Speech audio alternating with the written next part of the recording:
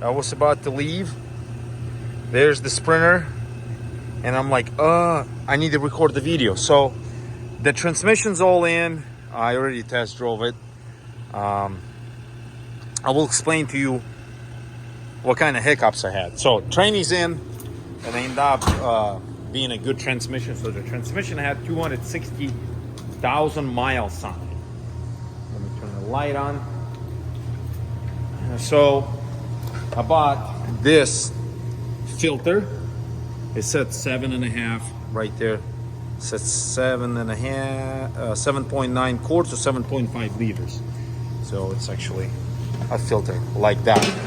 So here's the old transmission, the torque converter out. The reason I got tipped over, the valve body off of it. This transmission is fried. The reason I put another transmission, because this one is really, really toasted. I mean, it smells burnt. So Mercedes wants you to use ETF 134. I could not find the stuff in town. This is day after Christmas. So I looked up in a Valvoline book, and 2011 Mercedes Sprinter actually tells you to use this type of fluid, ATF, #1 ATF brand. And right here, it says Mercedes NAG1. I don't know what the NAG stands, but I saw Mercedes, and then we double checked in a book, and then I looked online. Stability for using an over 90% of vehicle. So now back to the capacity. So that vehicle, the Sprinters, they come with a dipstick too, but they don't come with the dipstick itself. Some of them online said there's a bulb, you take it off and you fill it up to the point that it's still leaking off there. I could not find that bulb. So what I ended up doing, I looked on Google, since that's the one says that the filter 7.9, which is almost 8 quarts. Then on the internet, they said some said 6, some have 6.5. So I ended up putting 7 in it.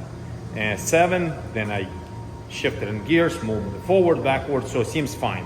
So then I have the scan tool, the snap-on scan tool, and I tried to get the information off of here for the capacity. It wouldn't tell me nothing either, but I left it plugged in, and I ended up test drove it and see how hot it gets. So I drove I would say for about 20-25 minutes or so. Went to buddy's mine house, then drove on a country, drove on a pavement, and the transmission never got above 160. So there's no actual real way to check the training fluid. So I will take the risk and I go with the 7 quarts. What I'm actually going to do, I will order a dipstick, then it'll be permanently dipstick there, and periodically I can actually check the fluid on it.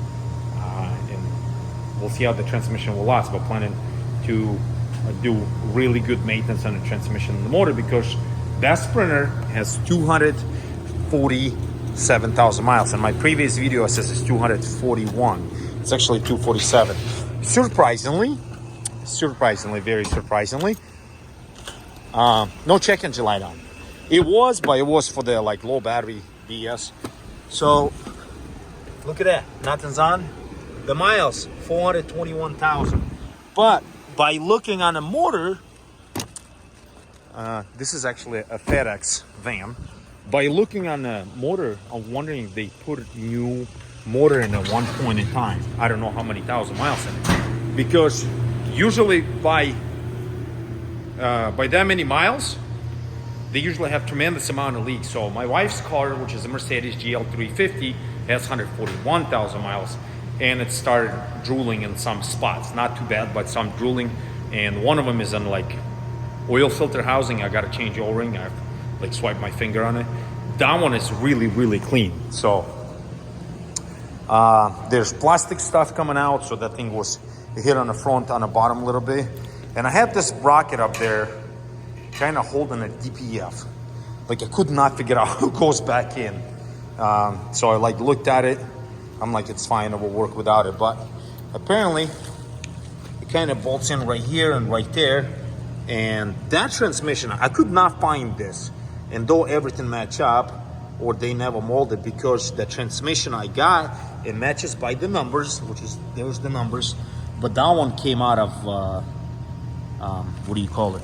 Dodge Sprinter, and I got a Mercedes. So hopefully this information helps somebody. Oh, and another thing, pulled the tranny out, pulled another one in, filled it with a fluid, figured out how many quarts is, and I did not need to program anything. Like no ignition program, didn't have to do anything. One guy from Missouri, he deals with these things a lot. He actually works for Amazon. He maintains their older Sprinters. He said 2011, between 2008 and 2012 or 13, I remember exactly the years. He told me, you change the transmission and you're just good to go. It will learn itself in the first 50,000 miles. Last time I recorded the video, it says 50,000 miles. No, 50 miles. 50 miles. So that's all I got. Thanks for watching all. The Sprinter is now alive.